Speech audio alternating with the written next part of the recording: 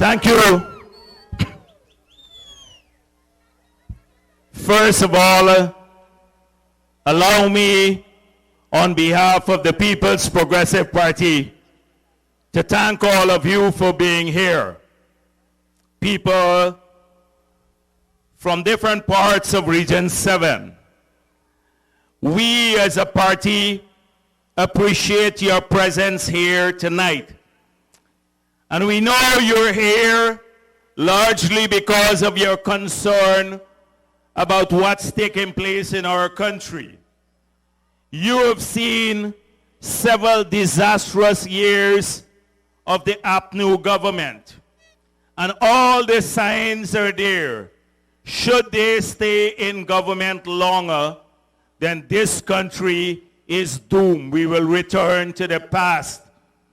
A past when we did not have much freedom. They voted for us. The older folks know that. A past when food items were banned, when people fled this land because they could not raise their families.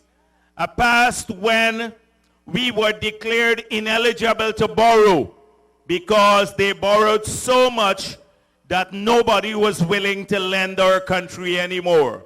A past laden with debt, with no future, with very few jobs. And we have seen this same APNU AFC with its same destructive orientation resume office, and they have started in the bad old ways once again, taking our country down. And many people think they're only there for 5 years, but the destructive policies of APNU started long before the 5 years. Remember, in 2012, they won the majority in the parliament by 1 seat. And in that parliament, they cut $90 billion from the development budget in the 3 years from 2012 to 2015. They cut the Amerindian Development Fund. They cut all funds for hinterland roads, for hinterland airstrips, for university students, because they were destructive. They sabotaged hydropower. This was all before they got into office in 2015. This was all. And sometimes we forget that they were there in those 3 years too with the majority in parliament. So we have seen 8 years of destructive policies of this government. And today, as I said before, they have resumed this. So comrades, as Gail said, their entire campaign is not about their achievements. Now, when a party is running after 5 years, it wants to come to the people and talk about all the good things that they have done in the last 5 years. But this bunch can't do that because they don't have many achievements. They can't talk about their plans for the future because they have none. That is why they target individuals for attack. Now, they've cussed me my whole life, and it doesn't bore a single hole on my body. And they run out of cussing now. They're talking how big my head is, and how it's bald, and all sorts of things. Well, I can't help the size of my head. You got to blame my mother for that. And when we win power after March 2nd, I'm going to try to grow back some hair.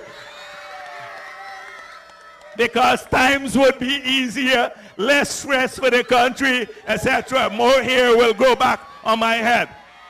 But total nonsense in their campaign. You listen to their rallies. They have nothing to talk about. You turn and look at that stuff there. Let's fix it. Just look at their track record, just some of the things on their track record, and you will see in a synopsis how bad they have been for our country in the last 5 years.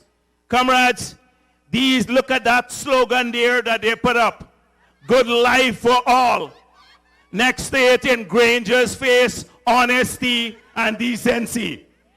What is honest What is honest about a man and decent about a man who openly violated the Constitution and unilaterally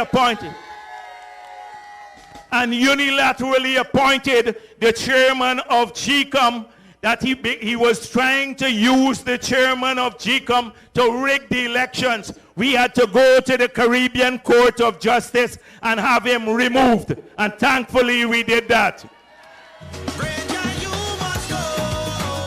What is decent and honest about Granger when he openly violated the provision of the Constitution, which says that within 3 months of a no-confidence vote, you have to hold elections? We should have had elections since March of last year. Now, he held it apart. He did not hold the elections. They went to the court, and even when the Caribbean Court of Justice ruled against them, they defied the ruling. And had it not been for a protest, had it not been for the United States of America and all of the others saying the government is unconstitutional, we would not have had elections on March 2nd. This is what is honest, what is decent about that? If you cannot respect the Constitution of Guyana, how can you respect the rights of ordinary citizens? They've defied rulings of the court.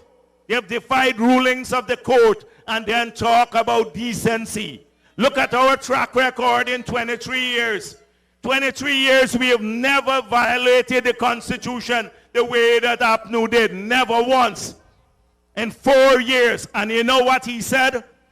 As a first launch, he said, I'm going to remove no confidence provisions from the Constitution so that he can become dictator Granger.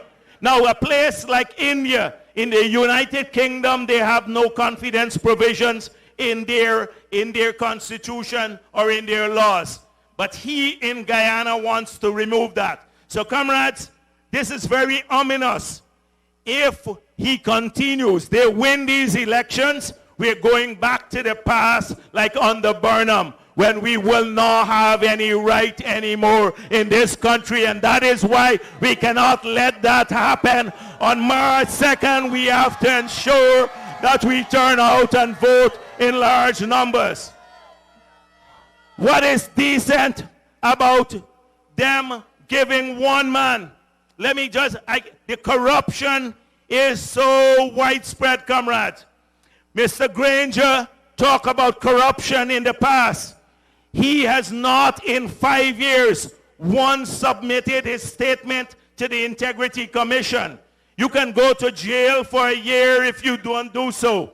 23 of his members of parliament this year did not submit this. They disbanded the Secretariat of the Integrity Commission for 3 years. This is the track record of Granger. They called in a man, one of their supporters, gave him $25 million in advance. He went to South Georgetown, bought a house, and rented the house back to them for $12.5 million a month. In 1 year, that man collected more money from renting a house to the government than the whole of Region 4 capital budget for health care. Imagine all the people, Region 4. Granger was talking about Region 4 last night, and he was saying Region 4 must vote for him. But a man named Larry Singh got more money from renting a house than the whole Region 4 got for health care in the capital sector. In fact, twice as much. This is how much they love people. And he talks about decency, and he talks about honesty. He talks about decency and honesty, and a minister was found with $9,000 in his account that he can't account for. The same minister was involved in another shenanigan which led to the cabinet illegally approving a contract for $153 million for a bridge that they twisted to land on one of their supporters' property. That they then withdrew nearly $300 million from the asphalt plant. The money is missing. $600 million is missing from the Durban Park project. Billions of others missing everywhere. We can list the scandals. If I had to talk about scandals and thievery under this government, I'll spend all night here. You'll get tired of it. And they have the audacity to talk about honesty and decency. This is what Granger is. But they have nothing else to talk about. Because what are you going to talk about when you said to the miners that in 2015 that you will support them? The miners voted overwhelmingly, gave them large sums of money. People sent their workers out from the hinterland to vote for them. And what happened? They increased all the taxes. Today, mining is in doldrums. They did the same thing to the sugar workers. We lost a number of people who voted for us because they thought Granger said they will get 20% increase and he will expand the sugar industry. 7,000 people lost their jobs in the sugar industry. 11,000 in the sugar belt alone. That's 40-something thousand people who could feed their families now can't feed their families. Because if you consider one family has one person who works, supports 4 persons. The same thing with the rice farmers they did. The pensioners, they took away their water subsidy, increased their pension by $3,000. They promised the young people free university education. It went up by 35%. They promised the young people of the country inclusion. It's only old people running everything now in this government.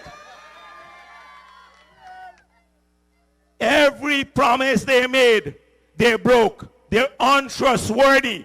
They can come and talk 100 times here in Bartica. They can tell people, make new promises.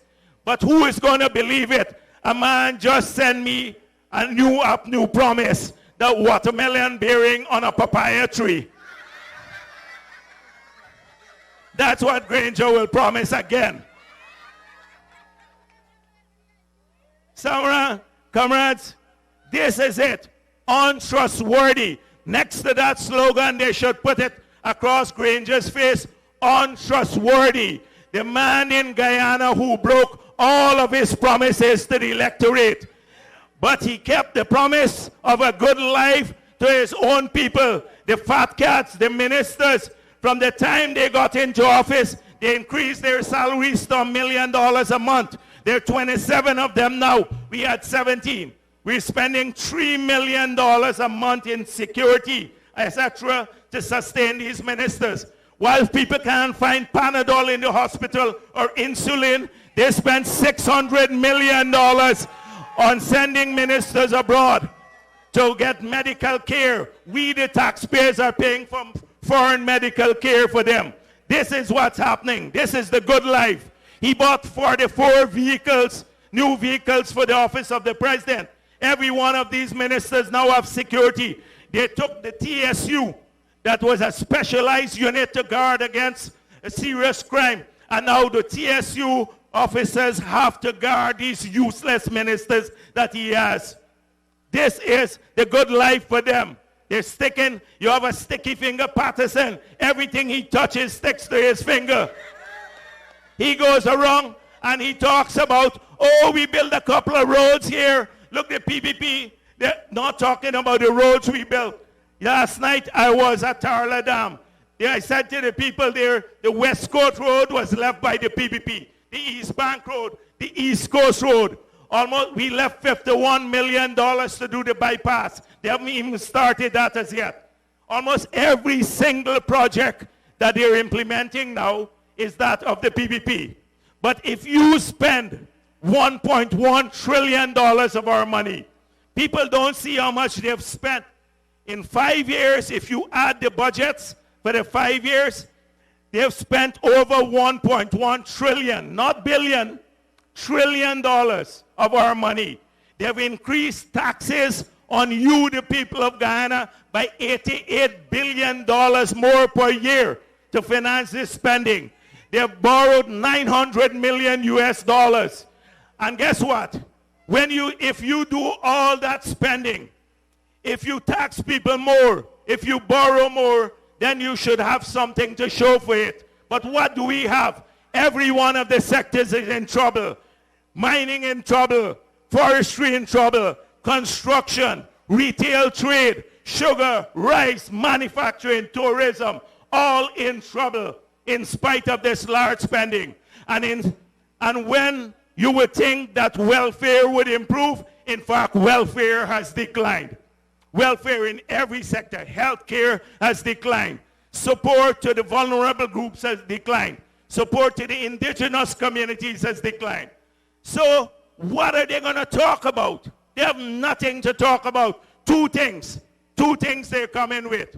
Promise of oil money, and I'll deal with that. And they're trying to stir up racism again. Racism again. But we must fight them. This country is for all of our people. The People's Progressive Party is a party for all of Guyana. Every race, every religion, every gender has a place in our party and on our platform. People who did not vote for us in the past, we welcome them to us, and we will have to take care of all the people of Guyana. Just look at our plans. And that is why on March 2nd, the victory will be overwhelming. Look at this crowd here tonight in Bartica. Look at this crowd. And we didn't fetch them from outside of Region 7. They're Region 7 people, the real voters. You can see when they got their rally here. They take over every hotel. They got to make 4 triple with the big boat to bring people here. They have a moving circus. Last night, they went to Golden Grove. Now, I am from the East Coast. Golden Grove is just a stone throw away. After A-levels, I taught at Cove and John, so I used to ride to Golden Grove. Those are not, my friends called me from Golden Grove. They said we had an invasion last night. None of these people. They bring people from Berbice and everywhere else to go to Golden Grove. And then Granger is so aloof. This man is disconnected from reality. He said, you people from Region 4, I need you to turn out. And he was talking to people from Region 5 and Region 6 and Region 10. And he's so aloof that they couldn't even take a picture with him. They had to do a cardboard cutout and put him there, take him picture. He didn't even want to mix with his people. He doesn't want this as the leader. You got Irfan Ali here. He walked down the street, hug everybody, kiss everybody. And he doesn't need 100 security. I was president for 12 years. We had 1 vehicle in front and 1 at the back. This man has 9 security vehicles. When he is flying, they got to close the airspace at Ogle. They got to close there. No more aircraft can fly. I was told this morning that 10 aircrafts would be in the air circling to land because Granger is flying. He thinks he is King Granger. Well, he's not King Granger. We ain't got no king in this country. And last night he said, what happened with this man, Jagdeo? Why are he criticizing me so much? He looking for sympathy now. Cry baby. I'm not criticizing Granger because I hate Granger. I hate his policies, what he has done to our country and our people.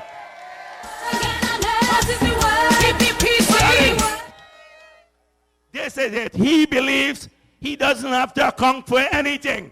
He can just come and wave a magic wand, just like that, and everything will happen.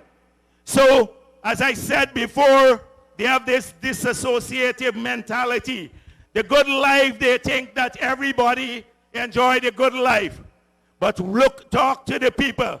Talk to people who supported APNU. Talk to mothers who have had it hard and now because this unconscionable government decided to put a VAT on foodstuff, on water, on electricity, on medicine, on baby diapers. And whilst they're spending $50 million on bringing Shaggy of taxpayers' money to perform here, you have to pay taxes on baby diapers and your medicine. That is the priority of this government. It is shameful, as someone said. 30,000 people who were working under the PPP now don't have jobs because they lost their jobs because of this administration. But they're making a ton of money. And some of them, a few of them here have done well too in Bartica. A couple of them, they get all the help. They get all the help, a few of them. And those are the ones who will try to bully people. But Bartica and people from Region 7 will not allow bullyism to work. The days when you bully people, and APNU is known for that, they're over. We have to stand firm. We have to stand strong. We have to stand together. And if we do that, the victory will be massive on March 2nd. And so I urge all of you, every single one of you, do not be intimidated by the thugs that come around pulling down flags or trying to harass people. Their numbers are small, and they're doing this because they're desperate. They see the writing on the wall come March 2nd.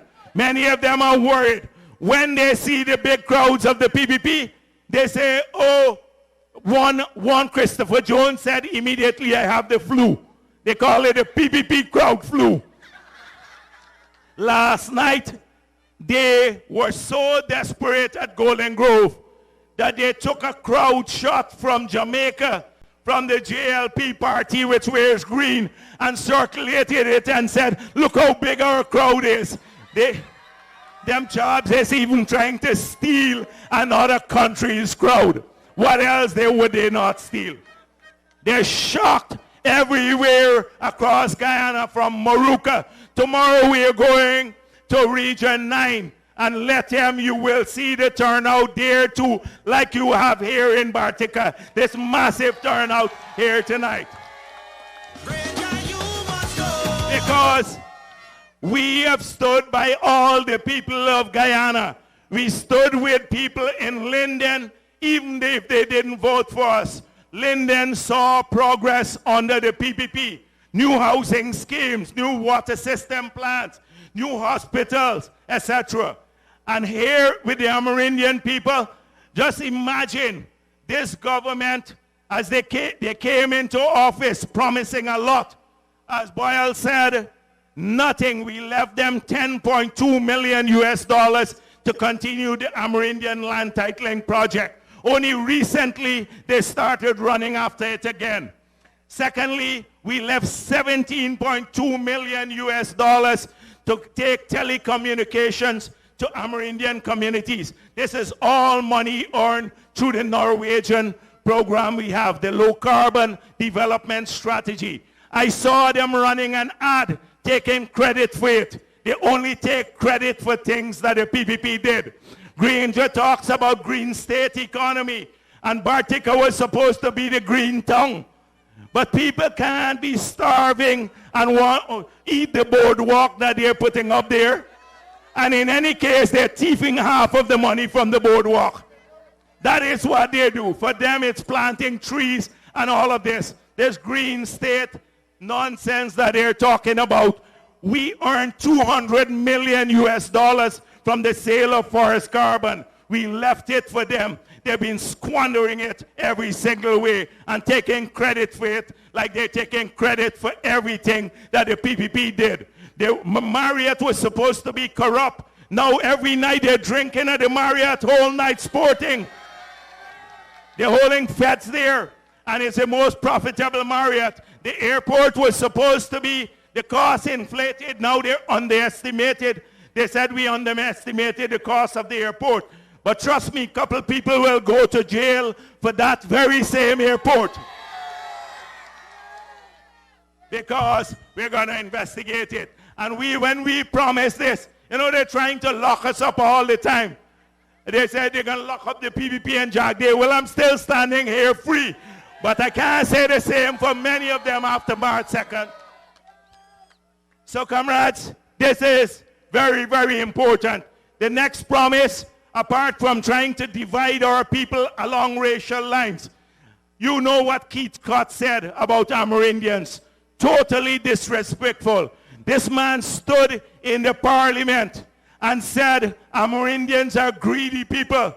Which government minister under the PPP can say that without being fired instantly?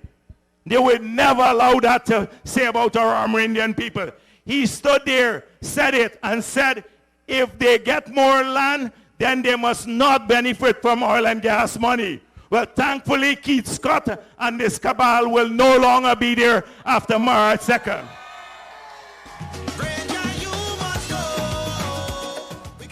Comrades, the oil and gas is the next big promise.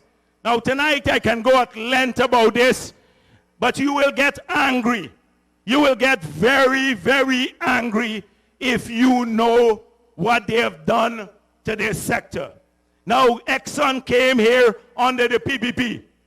They were exploring for oil under the PPP. They found oil before the last elections. And these people came into office with a gift there. All they had to do was to protect our interests. And they failed absolutely. They signed a contract that is so lopsided that the foreigners and those people will benefit from almost everything, and we, the Guyanese people, will get very little. Well, let me tell you something. We're going to change that after March 2nd, too.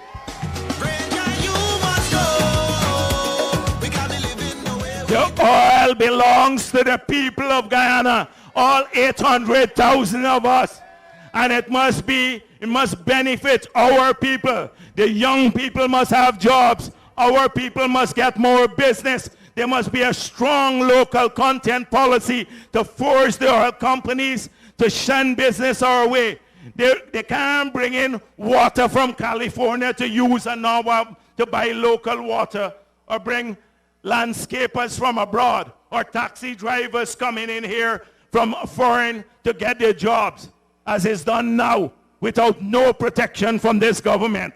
Our people, wherever you live, any part of this country, South Georgetown, here in Bartica, in the rivers, anywhere, they must see their own wealth and prosperity grow because of oil money. We have to spend the money wisely. We have to ensure it's not stolen. That is why we said we will criminalize non-disclosure.